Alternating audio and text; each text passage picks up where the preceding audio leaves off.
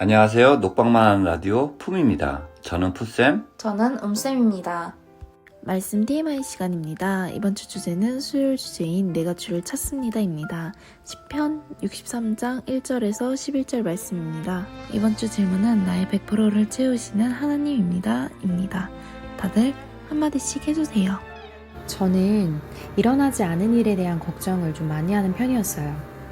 할 일을 마무리했음에도 그 다음에 해야 할 일을 또 생각하고 그거에 대해서 걱정하고 그랬던 거죠.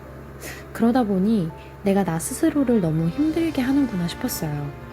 그래서 괜찮아, 어떻게든 되겠지 하면서 마인드 컨트롤도 해보고 상대적으로 저보다는 편한 마음가짐을 가진 친구한테 어떻게 그럴 수 있는지 여러 번 물어보기도 했었어요.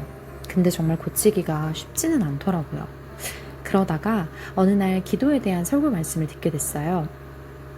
그러므로 내가 너희에게 말하노니 무엇이든지 기도하고 구하는 것은 받은 줄로 믿으라. 그리하면 너희에게 그대로 되리라. 마가복음 11장 24절 말씀. 이 성경 구절을 읽는데 정말 마음에 확 와닿더라고요. 그게 무엇이 됐든 기도하고 구하면 주님께서는 그 마음을 헤아려 주시고 나를 인도해 주시겠구나. 그래서 점차 시간을 늘려가면서 주님과 대화하는 것처럼 기도했어요. 그러니까 정말 신기하게도 마음이 평안해지고 점차 걱정하는 횟수가 줄면서 내가 생각했던 나의 이런 단점 혹은 부족한 모습들에 대한 불만도 사라지더라고요. 결국 주님께서는 나를 올바른 길로 인도해 주시니 내가 사서 걱정을 할 필요가 없다는 걸 느끼게 된 거죠. 얼마나 나를 사랑하시면 내 스스로가 단점이라고 생각했던 부족한 부분을 채워주시고 또 긍정적인 마음까지 주시면서 오히려 넘치게 해주셨을까 생각이 들더라고요. 여러분도 스스로 부족함을 느낄 때가 있나요? 그 부분을 놓고 주님과 대화해보세요. 그러다 보면 어느새 나를 채워주시고 나아가 넘치게 해주실 거예요. 돌아보면 항상 제 선택에 대해서는 단순하고 불완전할 때가 많았습니다. 지금 제가 전공하고 있는 학과도 고2 때 친구 따라 강남 간다는 말이 있듯이 친구의 학과 결정에 저도 같은 학과로 진학하겠다고 단순히 결정하였습니다.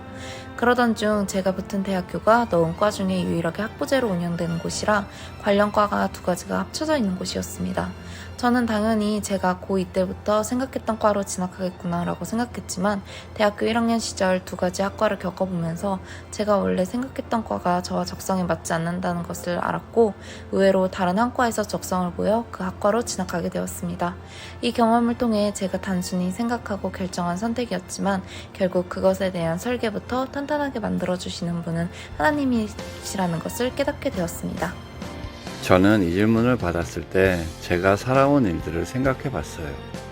태어나서 자라고 공부하고 연애도 하고 결혼해서 지금까지 내가 하고자 하는 일들, 원하는 일들, 피하고 싶은 일들 모두 내가 원하는 방향으로 가지 않더라고요.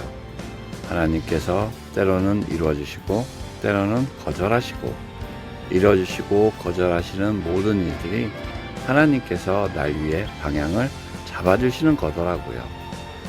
살아가면서 내가 만족스럽지 못하더라도 나의 100%를 채워주시는 하나님을 의지합시다.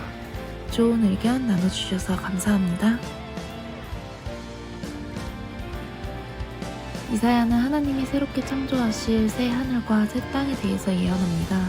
주의 백성은 이전의 괴로움을 모두 잊고 새 하늘과 새 땅에서 오랫도록 행복하게 살 것입니다. 하나님은 하나님을 두려워하는 사람이 겸손히 드리는 예배만을 기쁘게 받으십니다. 뉘우침이 없는 형식주의 예배는 이제 멈춰야 합니다. 나는 하나님만을 따르는 자인가요? 하나님이 불순종한 사람들을 심판할 것입니다. 하지만 심판은 하나님이 원하시는 최종 그림이 아닙니다. 하나님은 거룩한 백성을 불러 모아 예배 공동체를 회복하실 것입니다. 시편 63편은 확신의 기도입니다. 시인은 고난한 가운데 하나님을 간절히 찾습니다. 하나님 인재가 가장 완벽한 보호임을 확신합니다. 하나님은 우리의 결핍을 없애주시고 구원해 주시는 분이자 절망에 빠진 사람을 건져 희망을 품게 하시는 분이십니다. 시편 64편은 악인들이 시인을 공격하는 것을 배경으로 합니다. 그러나 하나님께서 반전의 역사를 만들어내십니다. 이것이 어떻게 가능할까요? 시인은 하나님이 베푸시는 은혜와 능력을 찬양합니다. 하나님은 우리의 죄를 모두 용서하시고 매서운 자연과 온 세상을 통제하시고 땅을 비옥하게 하셔서 풍성한 삶을 살게 하십니다. 시인은 모든 만물에게 승리를 주신 하나님을 찬양하라고 합니다. 이어서 공동체에 놀라운 이적을 베푸신 하나님을 보라고 합니다. 모든 사람이 하나님을 찬양합니다. 유한한 피조물이 무한한 하나님에게 보여야 할 반응은 찬양입니다. 하나님이 나를 위해 이루신 것과 이루어 주실 것을 생각해보는 시간이 되었으면 좋겠습니다. 이번 주도 사랑과 함께하는 일주일이 되기를 소망합니다.